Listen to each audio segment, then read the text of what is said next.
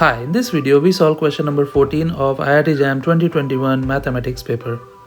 Here's the question. There are two statements given. The first statement is that the group of rational numbers under addition has no proper subgroup of finite index, and the second statement is that the group of non-zero complex numbers under multiplication has no proper subgroup of finite index.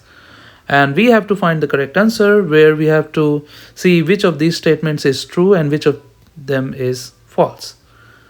Right.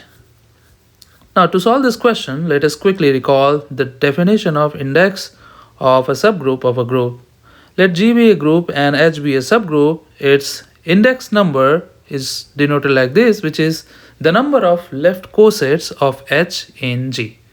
Now, a left coset is a set of the form G times H, where G is an element of the group.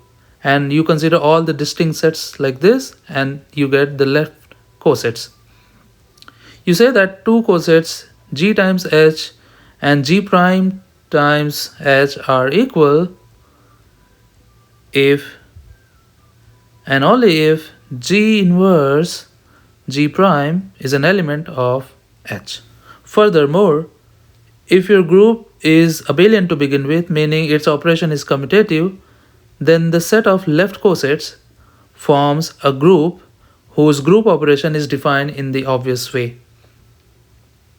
And it is a group whose order is given by the index number of the subgroup.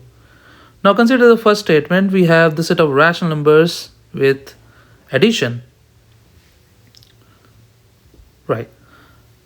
Now let us assume that there is a subgroup of the set of rational numbers, which is a proper subgroup, as well as the index number is n, which is a finite number.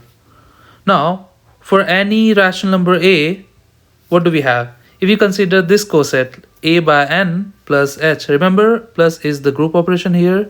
Now this is a coset element. Now you add this element n times, like this, where this addition is taken n times. Then because the order of the group is n, so this element is the zero element of the coset group, which is given by h. And what does this mean? The left hand side, if you add n times, you get a plus h equals h. Now this means that a is an element of h. So what we have proved is that the set of rational numbers is actually a subset of h. But this is a contradiction to begin with, because H was assumed to be a proper subgroup of Q. Therefore, the first statement is false. Now, the second statement is also an abelian group, and by using similar arguments, by replacing addition with the multiplication, we can actually prove that this statement is also false. So, the correct answer is D.